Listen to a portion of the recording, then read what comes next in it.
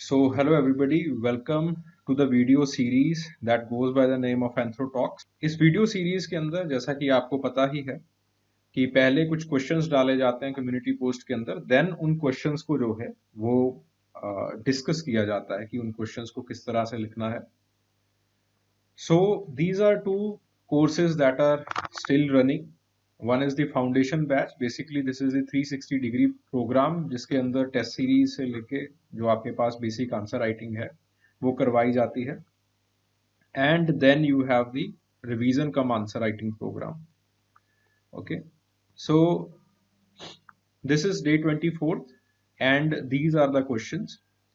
So the first question that was asked, it was write a short note on the etymological transition. ठीक है, एब्डोमोलॉजिकल transition पहले देखो short note लिखना है. Short note का मतलब है कि एक एक्सप्लेनेटरी नोट लिखना है आपने इसके बारे में कि एब्डोमोलॉजिकल ट्रांजिशन चीज क्या होती है. ठीक है, क्या वो चीज सही है या गलत है, etcetera etcetera. Right a short note मतलब आपको इस चीज के बारे में जो है वो एक एक्सप्लेनेशन देनी है. अब जो एब्डोमोलॉजिकल ट्रांजिशन है, इस सवाल को आप किस तरह से लिखोगे. First of all you are going to divide the question into 3 parts. The first part, obviously, it is the introductory part. The second part, body part, and the third part, conclusion part. अब सबसे पहले आपको एक इसके अंदर question के अंदर करना क्या है. क्वेश्चन के अंदर basically you have to analyse the question, विश्लेषण करना है कि एब्डोमोलॉजिकल ट्रांजिशन थ्योरी जो ओमरन ने दी उसके बारे में जो है वो आपको बताना है. ठीक है, सो फर्स्ट ऑफ ऑल आपको यह बताना है that epidemiological transition theory ETT it was given by Abdul Omran. ठीक है, अब्दुल ओमरन ने दी. एंड इसका पर्पस क्या था. इसका पर्पस था कि आपके पास डिसीजेस का रिलेशनशिप क्या है सोशो इकोनॉमिक इन्वायरमेंट के साथ, उस चीज को बताना, उस चीज को डिस्क्राइब करना. और कैसे डिसीजेस जो हैं, कैसे जो एपिडेमियोलॉजिकल ट्रांजिशन होता है, यानी कि कैसे जो है डिसीजेस अपना नेचर बदलते हैं जैसे जैसे आपका जो सोशो इकोनॉमिक स्टेटस है या फिर जो सबसिस्टेंस पैटर्न है कल्चर के अंदर वो चेंज करता है. ठीक है, so this is the introduction. Introduction के अंदर आपने बेसिकली ये बता दिया कि एपिडेमियोलॉजिकल ट्रांजिशन जो है वो अब्दुल ओमरन ने दिया.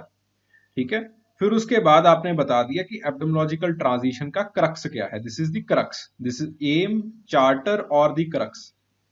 ठीक है, ये एपिडेमियोलॉजिकल ट्रांजिशन का एम है, चार्टर है और क्रक्स है. देन आप जो है वो बॉडी पार्ट लिखोगे. आप लिखोगे that what is the epidemiological transition. Epidemiological transition कितने टाइप्स का होता है. एपिडेमियोलॉजिकल ट्रांजिशन का क्रिटिकल एनालिसिस, यानी कि आप इस चीज को देखोगे कि क्या एब्डोमोलॉजिकल ट्रांजिशन वाकई में एग्जिस्ट करता है या नहीं. देन यू विल कंक्लूड, फिर आप अपना कंक्लूडिंग रिमार्क दोगे. ठीक है, जब भी आप कोई भी आंसर लिखते हो तो बेसिकली ये जो एक मोटा मोटी स्ट्रक्चर है वो आपके दिमाग के अंदर बन जाना चाहिए. ठीक है, इंट्रोडक्शन के अंदर क्या लिखोगे, बॉडी के अंदर कितने पार्ट्स होंगे, कंक्लूजन को किस तरह से जोड़ा जाएगा, किस तरह से लिखा जाएगा. ठीक है, so and one more thing, इसके अंदर एब्डोमोलॉजिकल ट्रांजिशन जब आप व्हाट को लिख रहे होगे, the graph, it is important. तीनों जो आपके पास ग्राफ्स हैं वो तीनों जो स्टेजेस का ग्राफ है वो बनाना आपके लिए जरूरी है. So epidemiological transition theory it was given by Abdul Omran 1971 के अंदर. उन्होंने बेसिकली 3 फेजेस के अंदर डिवाइड किया. पहला फेज जो था वो आपके पास, the first phase it was the phase of famines. The second phase was the agrarian phase, जिसके अंदर आपका जो डेथ रेट है वो डिक्रीज करना स्टार्ट कर देता है, but the birth rate it keeps on increasing. And the third stage it was the stage of stability. चलिए इस चीज को देखते हैं. The first stage, the stage of famines, ठीक है, और the stage of pestilence and famines. Basically इसके अंदर क्या होता है कि the mortality it is high और बार बार जो है वो फ्लक्चुएट करती रहती है, और आपके पास पॉपुलेशन ग्रोथ यानी कि जो फर्टिलिटी है इट इज ऑल्सो जो है वो भी आपके पास हाई हो रहती है। और आपके पास क्योंकि लाइफ एक्सपेक्टेंसी वेरिएबल है, तो आपके पास जो है it is between the life expectancy, it is between 20 and 40। And then the second stage आती है, the second stage it is the stage of the receding pandemics basically, और this is also known as the stage of population explosion. ठीक है, population explosion का stage भी कहा जाता है, because population growth it is sustained और बहुत तेजी से जो है बढ़नी स्टार्ट कर देती है। क्यों? क्योंकि पॉपुलेशन जो फर्टिलिटी रेट है वो उतना ही तेज होता है, लेकिन जो मोर्टलिटी रेट है वो ड्रॉप करना स्टार्ट कर देता है, यानी कि जो आपके पास लाइफ एक्सपेक्टेंसी है वो धीरे धीरे इंक्रीज करना स्टार्ट कर देती है। So this is known as the stage of the population explosion. Then you have the stage of degenerative and man-made diseases। यहाँ पे जो diseases होते हैं दोनों stages के अंदर, these are the communicable diseases और the infectious diseases जो आपकी death cause करते हैं। लेकिन जो third stage आता है, in the third stage you have the man-made non-communicable diseases और the lifestyle diseases as you may call it। ठीक है, तो वो diseases जो है वो आपके पास होते हैं, and eventually आपके पास जो है your जो बर्थ रेट है और जो आपके पास फर्टिलिटी है वो यहाँ पे ऑटोमेटिकली डिक्रीज करना स्टार्ट कर देती है। ठीक है, सो इसके अंदर बेसिकली यहाँ पे फर्स्ट स्टेज को अच्छे से समझाया गया है कि लो ग्रोथ रेट रहता है, अप्स एंड डाउन पैटर्न चलते रहते हैं, वॉर्स की वजह से, फेमाइंस की वजह से, एपिडेमिक आउटब्रेक्स की वजह से, इन्फेक्शियस डिसीजेस की वजह से, एक्सेट्रा एक्सेट्रा। और खासियत क्या है कि इन्फेक्शियस डिसीजेस जो हैं वो ज्यादातर इन्फेंट्स को, जो आपके पास न्यूनेटल्स हैं, उनको बहुत ज्यादा प्रभावित करते हैं। ठीक है, तो इन्फेंट मोर्टेलिटी रेट खास करके फर्स्ट स्टेज के अंदर बहुत ज्यादा हाई रहता है। ठीक है, कुछ लोकलाइज्ड प्रॉस्पेरिटी भी मिलती है लेकिन बहुत कम। ठीक है, फिर उसके बाद आजकल का जो सब सहारन अफ्रीकन कंट्रीज हैं वो इसी स्टेज के अंदर अब्दुल उमरन उनको रखते हैं।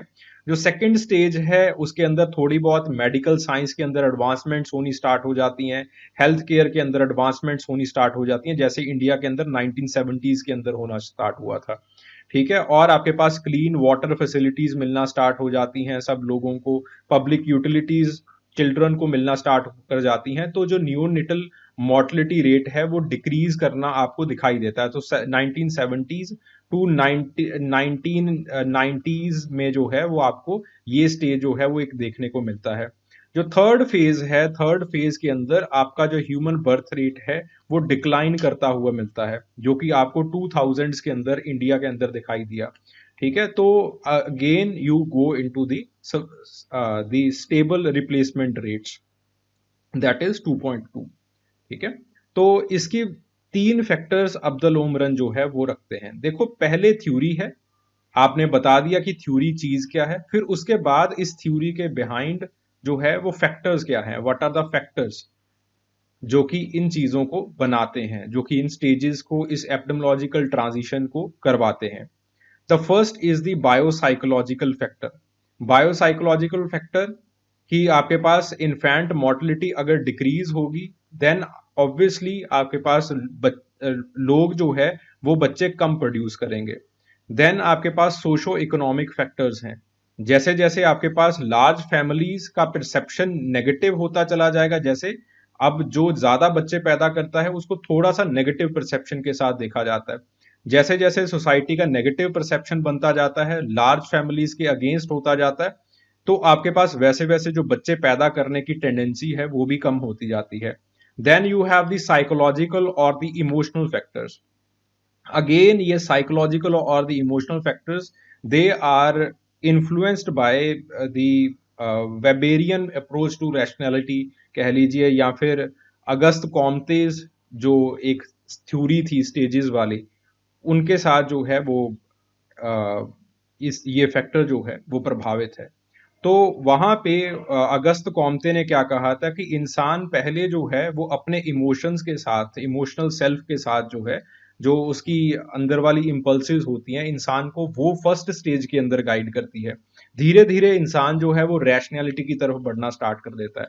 वही यहाँ पे भी लिखा है अफजल उमरन ने कि जो स्टार्टिंग होती है, स्टार्टिंग जो है वो इमोशन से होती है। बच्चे जो फर्स्ट स्टेज है, फर्स्ट स्टेज के अंदर लोग अपने इम्पल्स के अंदर आके ज्यादा सेक्सुअल एक्टिविटीज करते हैं, जिसकी वजह से ज्यादा बच्चे पैदा होते हैं। लेकिन धीरे धीरे सेकंड थर्ड स्टेज में आते आते, खास करके थर्ड स्टेज में आते आते, वो ज्यादा बच्चों को पालन पोषण में जो है वो ध्यान देना स्टार्ट कर देते हैं। वो ये देखना स्टार्ट कर देते हैं that there is larger economic cost that is involve in upbringing of a child. तो उसकी वजह से इवेंचुअली बच्चे जो है वो कम पैदा करते हैं। So bio psychological, socio economic and psychological factors, ये तीनों फैक्टर्स आपके हर एक ट्रांजिशन का हिस्सा बनते हैं। ठीक है, फिर उसके बाद मॉडल्स यानी कि टाइप्स के बारे में वो बताते हैं कि पूरी दुनिया के अंदर सिर्फ एक ही टाइप का नहीं ट्रांजिशन पॉसिबल, अलग अलग तरह के ट्रांजिशंस होते हैं। So the first is the western और the classical model that is seen in England, Wales, Sweden. तो यहाँ पे जो है जो मतलब ना ही डिले हुई हैं चीजें, ना ही बहुत तेजी से एक्सेलरेट हुई हैं। बेसिकली एक जो यूनिफॉर्मिटी है वो देखी गई है।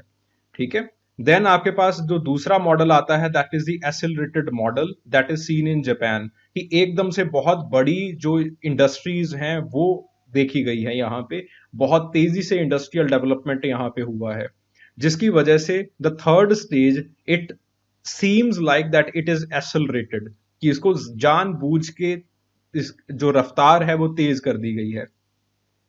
Then the third type of the model, it is the delayed model that is seen in Sri Lanka and Chile. तो इसके अंदर बेसिकली क्या देखा जाता है that these countries they are stuck in the second, जो आपके पास दूसरा स्टेज है उसके अंदर ये जो कंट्रीज हैं वो अटके रह गए।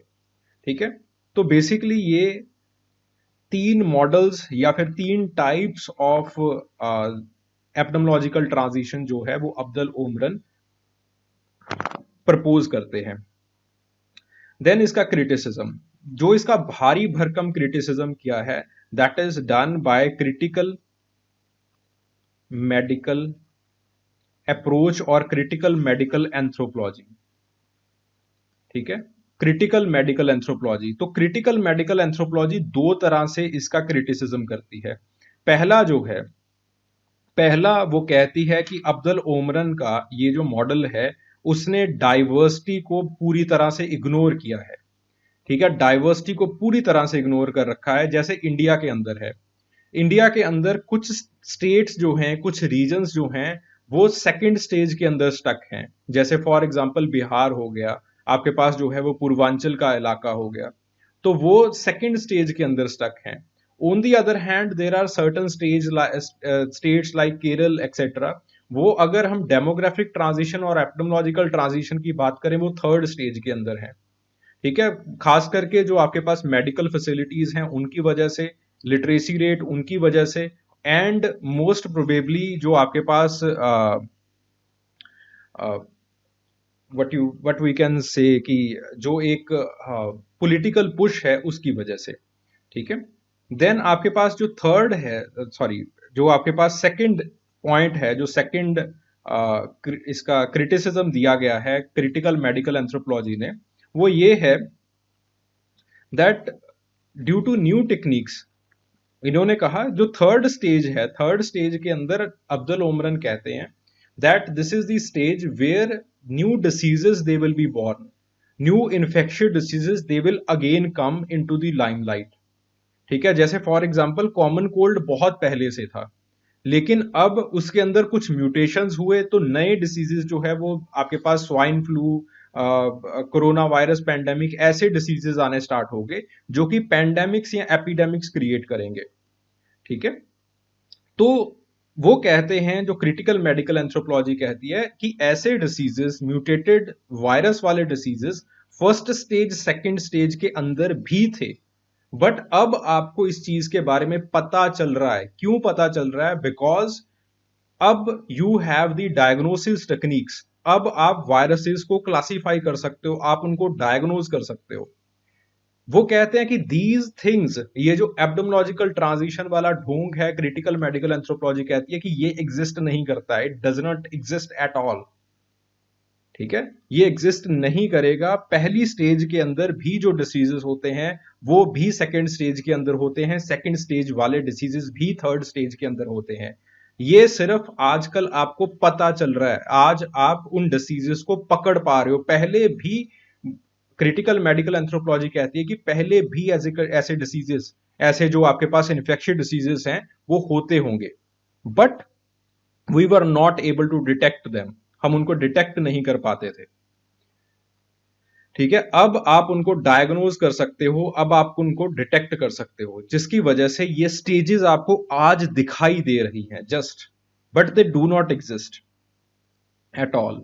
ठीक है, then the second question, nutrition effects several physical features, exemplify. अब देखो, एग्जाम्पलीफाई का मतलब क्या है कि आपको एग्जाम्पल्स देके इस चीज को समझाना है। इस सवाल को दोबारा से पढ़िए कि ये सवाल किस चीज की ओर पॉइंट कर रहा है। Nutrition affects several physical features. ठीक है, बहुत सारे फिजिकल फीचर्स, जैसे आपकी हाइट है, जैसे आपका वेट है, इन चीजों को न्यूट्रिशन जो है वो इफेक्ट करता है। ठीक है, obviously this question it points towards the secular trends. ठीक है, तो जब आपका न्यूट्रिशन ऊपर नीचे होता है तो उसकी वजह से जब आपके irrespective of the ethnicity, irrespective of the race, irrespective of your genetics, आपके फिजिकल फीचर्स इधर उधर हो जाते हैं, आपके फिजिकल फीचर्स जो है वो ऊपर नीचे हो जाते हैं, they are termed as the secular trends. ठीक है, अब ये आपको पता चल गया कि ये सवाल जो है वो किस ओर पॉइंट कर रहा है। ठीक है, सेक्युलर ट्रेंड्स की तरफ जो है वो इस सवाल की उंगली उठ रही है। ठीक है, अब देखो, इस क्वेश्चन को बेसिकली हम तीन पार्ट्स के अंदर डिवाइड कर देंगे। The first is the intro, the second is the body, and the third one it is the conclusion और the concluding remarks. In the introduction section, first of all you have to write कि आपके पास जो है, जो nutrition है, जब irrespective of the ethnicity, irrespective of the race, irrespective of the region आपको इफेक्ट करती है, इट कन्वर्ट्स और it is seen as the secular trends.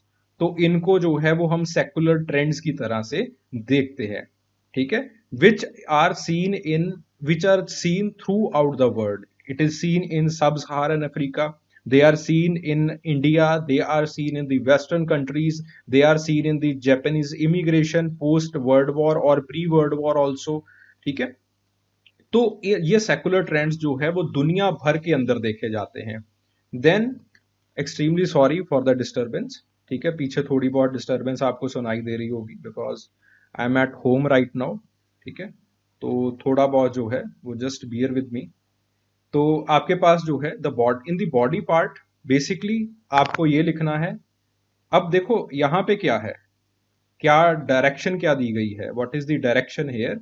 The direction is exemplify, आपको समझाना है, एग्जाम्पल्स देके समझाना है। तो आप अलग अलग जो ऑथर्स हैं, अलग अलग एंथ्रोपोलॉजिस्ट हैं, उनका क्या काम है इस डायरेक्शन के अंदर, उन कामों को आप जो है वो समझाओगे। ठीक है, तो उन चीजों को समझाते हुए आप हाइट को, वेट को टच करोगे। अगर आप मेनोपॉज, मेनार्ज को टच करना चाहते हो, यू कैन। ठीक है, कोई दिक्कत नहीं है, आप उसको भी टच कर सकते हो। देन आप जो है वो अपने कंक्लूडिंग रिमार्क्स देंगे। ओके, सो पहले सेकुलर ट्रेंड्स को बता दिया। अब जो है वो हम सबसे पहला एग्जाम्पल देंगे हॉप्सी और हॉप्सी एटल और हॉप्सी और उनके कुलीग्स का एग्जाम्पल। उन्होंने 17 नेशंस के अंदर काम किया 1996 के अंदर, और जापान के अंदर, क्यूबा के अंदर, ब्राजील के अंदर। यानी कि कहने का मतलब क्या है कि उन्होंने अंडर डेवलप्ड कंट्रीज, डेवलपिंग और डेवलप्ड कंट्रीज को रखा अपने सैंपल स्पेस के अंदर, और उन्होंने देखा कि through out the world, because of the improved nutrition, nutritional improvements की वजह से थ्रू आउट द वर्ल्ड जो यंग अडल्ट मेन हैं उनकी हाइट के अंदर जो है वो इजाफा हुआ है। जापान के अंदर ये इजाफा ज्यादा दिखाई देता है, ये इंक्रीमेंट ज्यादा दिखाई देता है। ऑन दी अदर हैंड बाकी स्वीडन, नॉर्वे, बाकी नेशंस के अंदर ये जो इंक्रीज है वो थोड़ा सा कम दिखाई देता है। ठीक है, so the genetics do play a role, genetics का रोल होता है, जेनेटिक्स अपना रोल जरूर प्ले करती है, बट आपके पास जो है the nutrition it is the major driving force. Okay, because दुनिया भर के अंदर developed countries, under developed countries, developing countries के अंदर you have improved nutrition, wars का इंसिडेंस डिक्रीज हुआ है, फेमाइंस का इंसिडेंस जो है वो डिक्रीज हुआ है। देन वैंग और लॉबस्टीन 2006, इनकी स्टडी जो है वो साउथ ईस्ट एशिया के अंदर है, सब सहारन अफ्रीका के अंदर है। ठीक है, तो इन्होंने देखा है कि पैसिफिक के अंदर जो आपके पास बीएमआई है, बॉडी मास इंडेक्स है, वो आपके पास जो है वो इंक्रीज हो रहा है। ये क्यों इंक्रीज हो रहा है? Because of the increase in the consumption of the unsaturated fats. Unsaturated fats का कंजप्शन ज्यादा हो चुका है, खास करके जो पैसिफिक रीजन है उसके अंदर। ठीक है, ऑन दी अदर हैंड जहां पे ग्लोबलाइजेशन की, डिस्पाइट ग्लोबलाइजेशन, जहां पे ये अनसैचुरेटेड फैट्स कम पहुंचे हैं, वहां पे वो जो है वो कम है, लोएस्ट वैल्यूज के ऊपर है, लेकिन फिर भी जो बीएमआई है इट हैज इंप्रूव्ड, बीएमआई जो है वो इंप्रूव हुआ है, या फिर ऐसे कह दीजिए कि बीएमआई जो है वो बड़ा है, ओबिसिटी का इंसिडेंस भी इसके साथ जो है वो बड़ा है। अगेन इट शोज कि आपके पास दुनिया भर के अंदर अनसैचुरेटेड फैट्स की जब कंजप्शन ज्यादा होती है तो आपके पास जो है the BMI it increases, body mass index जो है वो इंक्रीज करता है, या फिर ओबिसिटी का इंसिडेंस जो है वो भी जो है वो इंक्रीज करता है। Then similar example it comes from the classic studies of Franz Boas. Franz Boas की क्लासिकल स्टडीज से भी सिमिलर एग्जांपल्स दिखाई देते हैं। ग्रिलिच की स्टडीज के अंदर, डॉक्टर सापीर की स्टडी के अंदर भी ऐसे एग्जांपल्स दिखाई देते हैं। इनको हम कहते हैं the migration effect. Migration effect Franz Boas ने सबसे पहले जापानीज स्टूडेंट्स के अंदर या फिर जापानीज इमिग्रेंट्स के अंदर जो है वो स्टडी किया, जापानीज बॉयज के अंदर स्टडी किया कि जब वो हवाई के अंदर आ रहे थे, जब वो यूएसए के अंदर आ रहे थे, तो उनका सोशो इकोनॉमिक न्यूट्रिशनल स्टेटस जो है वो इंप्रूव हुआ, जिसकी वजह से उनकी हाइट, सिफेलिक इंडेक्स वो चेंज हुआ और हाइट के अंदर इंक्रीमेंट आया। ठीक है, सिमिलरली आपके पास जो है वो ग्रिलिच की स्टडी है, 76 की स्टडी है, वो भी सिमिलर चीजें जो है वो देखते हैं। जापानीज चिल्ड्रन जो हैं, जो यूएसए के अंदर जिनका बर्थ होता है, उनकी हाइट अपने पेरेंट्स से ज्यादा बढ़ जाती है। सिमिलरली इन इंडिया, इंडिया के अंदर भी जो मेन की हाइट है वो भी इंक्रीज हो रही है और काफी तेजी से इंक्रीज हो रही है, दैट इज 4.5 सेंटीमीटर पर डिकेड के हिसाब से इंक्रीज हो रही है। But on the contrast women की जो हाइट है वो आपके पास जो है इतनी तेजी से चेंज नहीं हो रही है, इतनी तेजी से इंक्रीज नहीं हो रही है। ऑन दी अदर हैंड जो विमेन, एसटी विमेन या फिर जो शेड्यूल्ड ट्राइब, जो फिर ट्राइबल विमेन जो कि फोर्स्ड माइग्रेशन का हिस्सा बनती हैं और माइग्रेट करके उनको जो है वो बहुत ही खराब हालातों के अंदर काम करना पड़ता है, वेस्टर्न यूपी के शुगर केन फार्म्स के अंदर काम करना पड़ता है, उनके अंदर हाइट का डिक्रीज आपको दिखाई देता है, क्योंकि वहां पे न्यूट्रिशनल स्टेटस जो है वो डिक्रीज कर रहा है। ठीक है, सो परकिंस की ये स्टडी है 2011 की। देन वोगिन और कीप की 1998 की स्टडी है ग्यूटेमाला के अंदर कि वॉर की वजह से एक negative height in trend, negative height in weight जो है वो दिखाई दिया, क्योंकि जब वॉर होती है, सोशल टेंशन होती है, न्यूट्रिशनल स्टेटस जो है वो नीचे गिर जाता है। ठीक है, so these are the studies. Again Danish school children के अंदर जो है वो अगेन सेकुलर ट्रेंड जो है वो ग्रोथ स्पर्ट का देखा गया कि there is early onset of growth spurt. Growth spurt का मतलब क्या होता है कि आपके पास जो है बच्चे की हाइट एकदम से इंक्रीज करती है। जब आप देखते हो कि 7वीं 8वीं 9वीं में बच्चा होता है तो उसकी हाइट एकदम से इंक्रीज कर जाती है, that is known as the growth spurt. तो ग्रोथ स्पर्ट न्यूट्रिशन इंप्रूव होने की वजह से उसकी हाइट, उसका वेट, जो गर्ल्स के अंदर मिनार्च आता है, वो जो सारी चीजें जो है वो जल्दी हो रही हैं। ठीक है, पास में शिफ्ट हो गई हैं। Then similar thing it is also seen in Bengal, और स्टडी की करवाई गई थी sir Aurobindo international centre of education के द्वारा। ठीक है, उन्होंने भी जो है वो गर्ल्स के अंदर ये चीजें देखी है। ठीक है, सो दीज आर द, अब देखो सवाल क्या पूछा गया था कि न्यूट्रिशन जो है वो सेवरल फिजिकल फीचर्स को इफेक्ट करती है। तो उसमें से हमने दो फिजिकल फीचर्स को लिया, हाइट को लिया, वेट को लिया, और न्यूट्रिशन कैसे दुनिया भर के अंदर इफेक्ट कर रही है उस चीज को आपने एग्जाम्पलीफाई कर दिया। ठीक है, so this is how you have to deal with this question. Then the third question, critically evaluate various methods of studying human growth। अलग अलग methods जो हैं स्टडी के, ह्यूमन ग्रोथ की स्टडी के, उसको आपने जो है वो क्रिटिकली इवेल्युएट करना है। ठीक है, तो सबसे पहले आप जो है वो इन मेथड्स के नाम लिख दोगे कि आपके पास जो ह्यूमन ग्रोथ है, it can be studied through various methods such as the longitudinal studies, cross-sectional studies, mixed studies, hybrid longitudinal studies और mixed longitudinal studies, etc. etc. उसके अंदर हम बेसिकली 3 या 4 स्टडीज को जो है वो हम एक्सप्लेन कर देंगे। ठीक है, so the first is the cross sectional studies. Cross sectional studies के अंदर basically again the terminology itself, it is enough to tell you that what are the cross sectional studies। इसके अंदर बेसिकली हम जो है वो अलग अलग ग्रुप्स लेते हैं। लेट्स से हमने पंजाब के अंदर स्टडी करना है कि बच्चों की हाइट किस तरह से इंक्रीज कर रही है, तो हम एक स्कूल के अंदर जाएंगे, या फिर हमने एक डिस्ट्रिक्ट के अंदर स्टडी करना है कि बच्चों की हाइट किस तरह से इंक्रीज कर रही है। हम उस पर्टिकुलर डिस्ट्रिक्ट के अंदर जाएंगे, वहां पे जाके हम जो है वो लोगों को देखेंगे, स्टूडेंट्स को देखेंगे। हम एक ग्रुप बना लेंगे स्टूडेंट्स का जो कि फर्स्ट क्लास के अंदर होंगे, सेकंड क्लास के अंदर होंगे, थर्ड, फोर्थ, फिफ्थ, इस तरह से अपना जो है वो हम ग्रुप बना लेंगे। ठीक है, जो फर्स्ट क्लास के अंदर हैं उनकी हम एवरेज हाइट मेजर कर लेंगे, सेकंड के अंदर जो एवरेज हाइट है, थर्ड के अंदर जो एवरेज हाइट है, फोर्थ के अंदर जो एवरेज हाइट है, इनको हम इस तरह से मेजर करते जाएंगे, इनकी एज पूछते जाएंगे। एज लगभग बच्चों की जो है वो सेम होगी, एंड देन हमें जो है वो एक हाइट का एक डिस्प्लेसमेंट ग्राफ जो है वो मिल जाएगा। तो सीधा सीधा आपको जो है वो हाइट के बारे में पता चल रहा है कि किस तरह से जो है वो हाइट बच्चों की यहाँ पे इंक्रीज होती है। ठीक है, तो आपके पास जो है इस तरह से अलग अलग ग्रुप्स लेते हैं और एक टाइम के ऊपर आप इनको कंपेयर कर देते हैं। ठीक है, तो this is known as the cross sectional studies. इसके अंदर इश्यूज क्या होते हैं, इंडिविजुअल्स के अंदर बहुत सारे जेनेटिक डिफरेंसेस होते हैं, उन जेनेटिक डिफरेंसेस को हम इग्नोर कर देते हैं। ठीक है, सो बहुत सारे जो इंडिविजुअल डिफरेंसेस हैं उनको हम मास्क कर देते हैं। We can not eliminate the generational influences on the subjects born in the different times. जो बच्चे अलग अलग समय में जो है वो जिनका बर्थ होता है, उनके बहुत सारे जनरेशनल डिफरेंसेस होते हैं। For example let's say some people they were born in the times of terrorism in Punjab, तो वहां पे सोशल टेंशन बहुत ज्यादा था। ऑब्वियसली बच्चों की जो ग्रोथ थी वहां पे स्टैंडर्ड आपको दिखाई दी।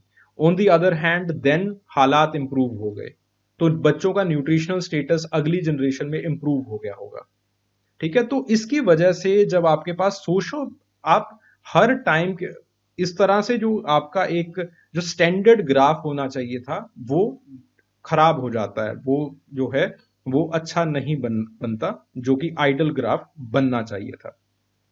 ठीक है, सो द इस तरह के जो डिस्प्लेसमेंट ग्राफ्स हैं वो बनते हैं। जैसे स्टेचर यहाँ पे लिखा गया जो है वो आपके पास वेट यहाँ पे लिखा गया, और इस तरह से हमने जो है वो वेट और स्टेचर को जो है वो पॉइंट कर दिया। Okay, so this is how ये जो है वो आपके पास एज बन जाती है। ठीक है, इस तरह के these graphs they are known as the displacement graph और द डिस्टेंस ग्राफ्स।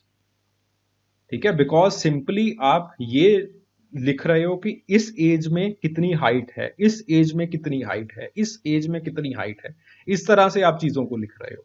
ठीक है, आप वेलोसिटी नहीं मेजर कर रहे हो कि कितनी हाइट इंक्रीज हुई, उसको मेजर नहीं कर रहे हो। सिंपली जैसे आपको इंफॉर्मेशन मिली है उस चीज को आप लिख रहे हो।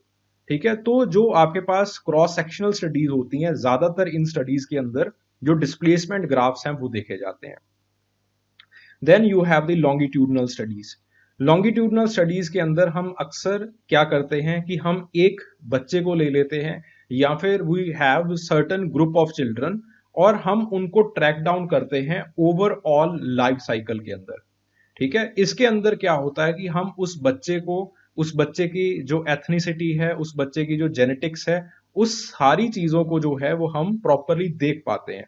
और हम बहुत सारे ट्रेड्स को एक टाइम पे जो जो है वो मेजर करते हैं, जैसे वोकैबुलरी को, बच्चा कैसे वोकैबुलरी इंप्रूव कर रहा है, बच्चा कैसे हाइट को, अपने साइज को, आईक्यू को, एग्रेसिवनेस को, अपने जो ईक्यू है, ऐसे बहुत सारे ट्रेड्स को हम एक बच्चे के अंदर मेजर कर सकते हैं लॉन्गिट्यूडनली। एक बच्चे को लेंगे और उसको पूरी जो लाइफ साइकिल की हिस्ट्री है, सब हिस्ट्री को हम डॉक्यूमेंट करेंगे। ठीक है, it is very very very laborious studies, क्योंकि बच्चे के साथ साथ आपको जो है वो जाना पड़ता है। अगर माइग्रेशन हो जाए तो अलग का जो है वो पूरी की पूरी स्टडी खराब हो जाती है। ठीक है, तो इसकी मेरिट्स यही होती हैं कि हम एक बच्चे को प्रॉपरली डॉक्यूमेंट कर पाते हैं, उसकी जेनेटिक्स क्या है, एथनिसिटी क्या है, एक्सेट्रा एक्सेट्रा, ऐसी चीजों को जो है वो हम देख पाते हैं।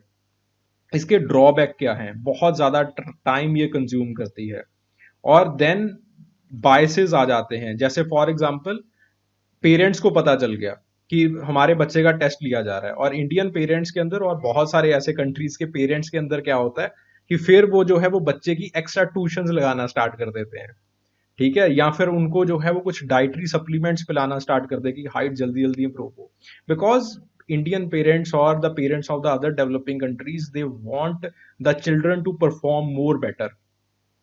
ठीक है, एंड देन द रिजल्ट, इसकी वजह से जो है रिपीटेड टेस्टिंग की वजह से रिजल्ट्स जो है वो खराब हो जाते हैं। बिकॉज एक बार आपने टेस्ट दिया मैथमेटिक्स का, पता चल रहा है कि इस तरह के क्वेश्चंस आ रहे हैं, उन क्वेश्चंस की ट्यूशन लगा ली, या फिर उन क्वेश्चंस का बच्चे को हिसाब आ गया कि किस तरह से क्वेश्चंस को सॉल्व करना है। तो इवेंचुअली हम ये देखते हैं कि आर्टिफिशियली जो नंबर्स हैं वो इंक्रीज करने स्टार्ट कर देते हैं। People tend to do better in the later test, बाद वाले टेस्ट के अंदर वो अपनी परफॉर्मेंस को ऑब्वियसली इंक्रीज कर लेते हैं।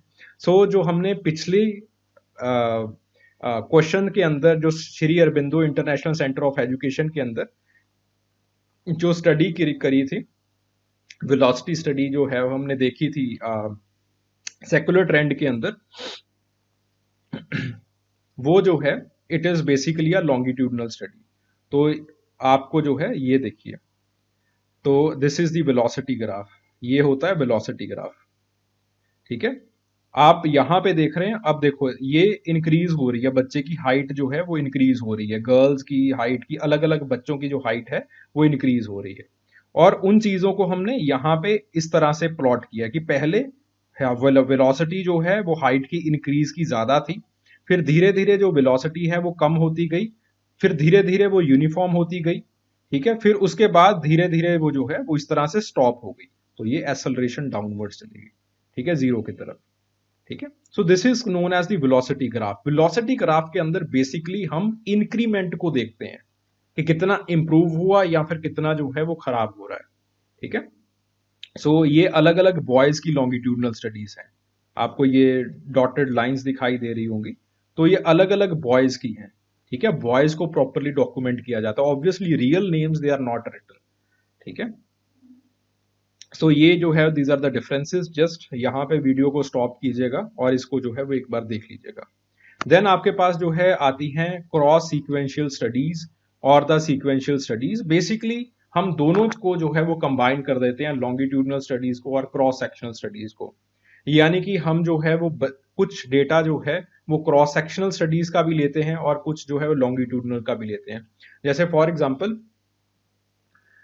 जो बच्चों का सैंपल स्पेस है वो हम इंक्रीज कर देते हैं। अगर एक आध ड्रॉप भी कर गया या फिर एक आध की ट्यूशन भी लग गई, तो वो जो फाइनल मीन होता है उसके अंदर जो है वो चीजें जनरलाइज, आपको मतलब ज्यादा जो है वो उसको रिजल्ट्स के अंदर जो है वो चीजें दिखाई नहीं देती हैं। ठीक है, so the method combines both the types, that is the people in the cross sectional type, they are tested more than once. The test, they are analyzed to determine the differences that show up over the time for the different age group subjects. वही बात आ गई कि आपके पास जो है ज्यादा बच्चे ले लेते हो, अगर एक आध इंप्रूव भी कर रहा है, एक आध की ट्यूशन भी रखी गई, तो वो चीजें जो है वो सेटल डाउन हो जाएंगी। ठीक है, देन उसके बाद जो है वो आपके पास आती है मिक्स्ड लॉन्गिट्यूडनल मेथड। इन दी मिक्स्ड लॉन्गिट्यूडनल मेथड बेसिकली होता क्या है कि आप जैसे क्रिकेट के अंदर होता है कि अगर आपके पास किसी की इंजरी हो जाए तो स्पेयर रखे जाते हैं, ठीक है। तो इसी तरह से मिक्स लॉन्गिट्यूडनल मेथड है। होता तो लॉन्गिट्यूडनल स्टडीज हैं, लेकिन आप जो है वो कुछ बच्चे जो है वो साइड में रखते हो कि अगर किसी का माइग्रेशन हो गया तो हम इस बच्चे को इसके साथ रिप्लेस कर सकें, ठीक है। So in this method the children of the particular age group they are sometimes added to already ongoing longitudinal studies. जो स्पेयर वाले बच्चे होते हैं, एक बच्चा चला गया तो उसको जो है वो रख लिया जाता है उसकी जगह के ऊपर। But for the certain reason some of the children may not be available for the next time of the measurement, तो उसको दूसरे बच्चे के साथ जो है रिप्लेस कर लिया जाता है, ठीक है। This is the mixed longitudinal method. कि मेथड तो लॉन्गिट्यूडनल है, लेकिन जैसे क्रॉस सेक्शनल के अंदर सैंपल स्पेस बड़ा होता है, उसी तरह से सैंपल स्पेस आप उतना ही रखोगे। अगर एक बच्चा नहीं भी आया, माइग्रेट कर गया, या फिर आपको जो है कुछ खराबी लग रही है उस बच्चे के टेस्ट के अंदर, चीटिंग कर रहा है, तो आपने उसको रिप्लेस करके दूसरे बच्चे का टेस्ट जो है एनालाइज कर लेना है, ठीक है। So these are the graphs, velocity graphs of the longitudinal method, ठीक है। So the longitudinal ageing studies in India, LASI, ये जो है वो रिसेंट इसका एक एग्जाम्पल है लॉन्गिट्यूडनल स्टडीज का। लॉन्गिट्यूडनल स्टडीज बहुत ज्यादा एक्सपेंसिव होती हैं, तो गवर्नमेंट एनजीओ, बड़ी एनजीओ जो होती हैं, उनको इन स्टडीज को शेड्यूल करना पड़ता है, उनको इन स्टडीज को स्पॉन्सर करना पड़ता है, तब जाके ये स्टडीज होती हैं। जैसे लेसी जो है वो ministry of health care and family welfare ने 2016 के अंदर की थी, ठीक है। सो इसके अंदर बहुत सारी और इंस्टीट्यूशंस भी इन्वॉल्व होंगे, ठीक है। तो सरकारी संस्थानों के पास इतना रिसोर्स होता है कि इन स्टडीज को वो अफोर्ड कर सके। तो जस्ट इसके बारे में एक बार जो है वो पढ़ लीजिएगा। This is the application of the longitudinal studies, ठीक है। इस तरह से हमने इसको क्रिटिकली एनालाइज कर लिया। पहले दो स्टडीज ली हमने, उनके मेरिट्स डीमेरिट्स को हमने देख लिया, मेजर कर लिया। फिर उसके बाद जो है वो हमने जो हाइब्रिड स्टडीज हैं, मिक्स्ड लॉन्गिट्यूडनल मेथड हो गया, या फिर आपके पास मिक्स्ड स्टडीज हो गई, ठीक है। तो उन स्टडीज को हमने जो है वो आगे देख लिया कि इनकी वजह से हमने मॉडिफिकेशन की, और मॉडिफिकेशंस करके हमें ये स्टडीज जो है वो मिली, ठीक है। So these are the methods जो कि यूज किए जाते हैं ग्रोथ एनालिसिस करने के लिए दुनिया भर के अंदर। ये जनरल मेथड्स हैं, ये मेजर मेथड्स हैं, okay. So this is how you have to write this question. So thank you very much. Hope in this lecture you learned something. Thank you very much.